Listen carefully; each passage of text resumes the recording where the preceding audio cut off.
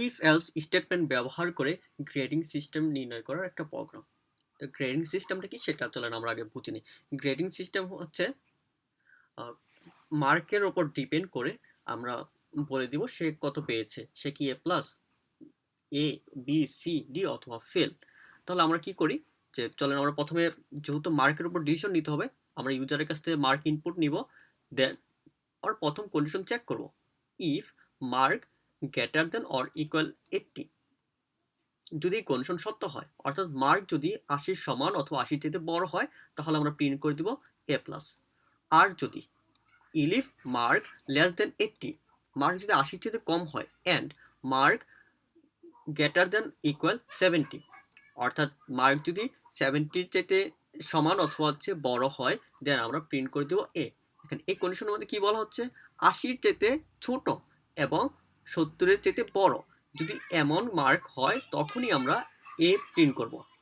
ওকে, যদি এই কন্ডিশনটা সত্য না হয় তখন আমরা চেক করতেছি ইলিফ আর যদি মার্ক লেস দেন 70, মার্ক যদি 70 চেয়ে কম হয়, and mark greater than equal 60, অর্থাৎ মার্ক যদি 70 চেয়ে ছোট এবং 60 সমান অথবা বড় হয়, তখন আমরা প্রিন্ট করে দিব বি।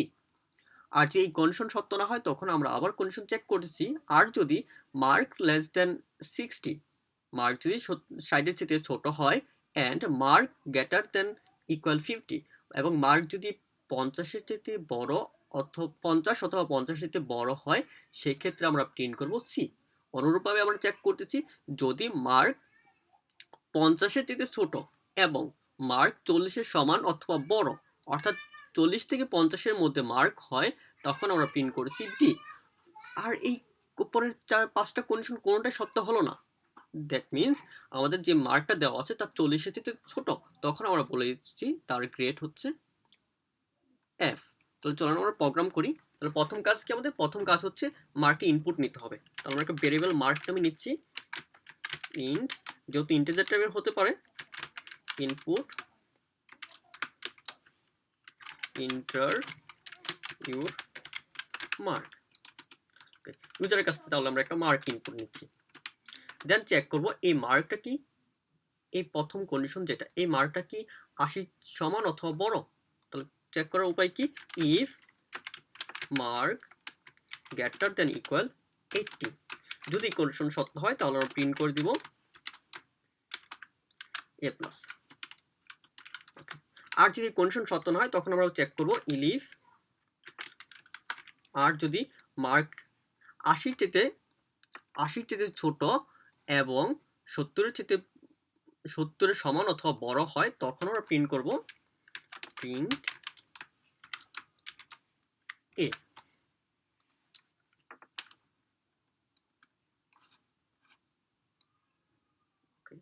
তাহলে আমাদের এই স্টেপ 4 কমপ্লিট। দেন আমরা স্টেপ 5-এ যাই।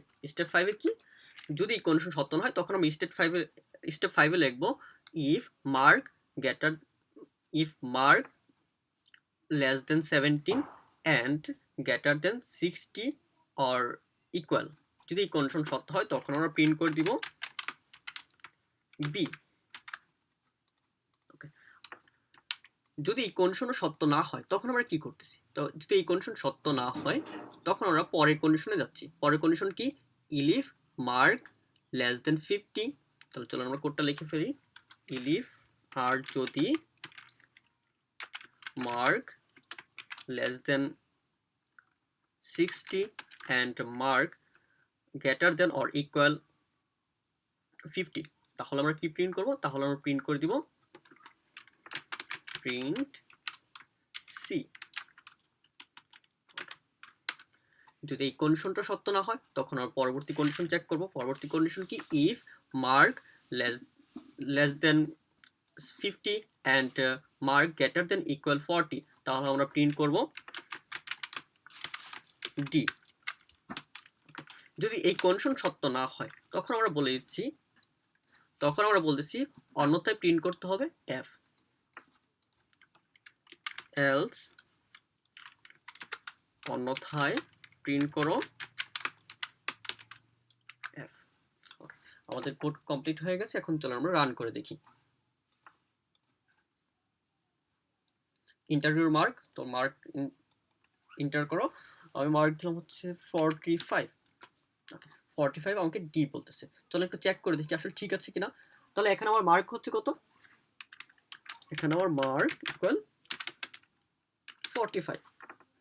ওকে, মার্ক যদি 45 হয় তাহলে এই কন্ডিশন কি সত্য হচ্ছে? না, মার্ক তো 80 চেয়ে সমান, 80 সমান অথবা বড় না।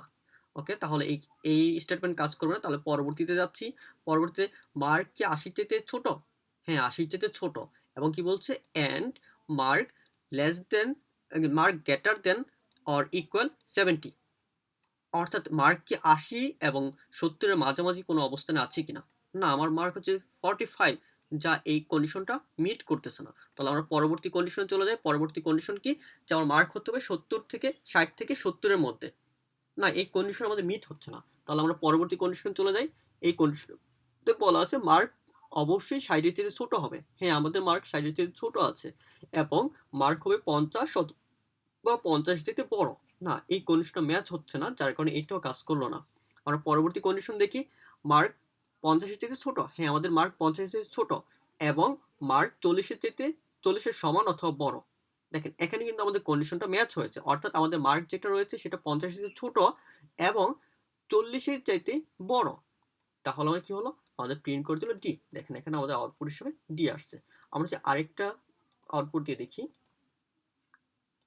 আমাদের মার্ক ইনপুট করছি 95, এ প্লাস প্রিন্ট করছে। কেন এ প্লাস প্রিন্ট করছে? কারণ হচ্ছে আমাদের এখানে মার্ক হচ্ছে 95। ওকে, 95 দেওয়ার পর প্রথমে এসে কন্ডিশন চেক করলো মার্ক কি 80 সমান অথবা তার চেয়ে বড়? হ্যাঁ, 80 সমান অথবা তার চেয়ে বড়। তাহলে এই স্টেটমেন্টটা কাজ করেছে। যদি কোনো একটা ইফ, এল বা ইলিফের স্টেটমেন্ট কন্ডিশন কাজ করে তাহলে বাকিগুলো ইগনোর করে প্রোগ্রামটা নিচে চলে যায়। যেহেতু এই কন্ডিশনটা সত্য হয়েছে, তার মানে এই স্টেটমেন্টটা কাজ করে বাকি সকলগুলো হচ্ছে সে ইগনোর করে নিচে চলে গেছে। তাহলে আমাদের এ প্লাস প্রিন্ট হয়েছে। আমরা যে আবার একটা রান করি। এবার আমাদের হচ্ছে 20, আমাদের আসছে এফ। কেন এফ আসছে? কারণ এখন মার্কের ভ্যালু হচ্ছে 20। আমাদের কি প্রথম এই কন্ডিশন সত্য 80 চেয়ে বড়? কন্ডিশন সত্য হয়েছে? না, সত্য হয়নি। আমাদের এই কন্ডিশন সত্য হয়েছে? এই মার্কটা কি 70 চেয়ে বড়? না, কন্ডিশন সত্য হয়নি। আমাদের মার্ক কি 60 চেয়ে বড়? না। আমাদের মার্ক কি 50 চেয়ে বড়? না। আমাদের মার্ক কি 40 চেয়ে বড়? না। এই কোনো কন্ডিশনই সত্য হয়নি। তখন আমরা বলেছি কি অন্যথায় সে হচ্ছে এফ।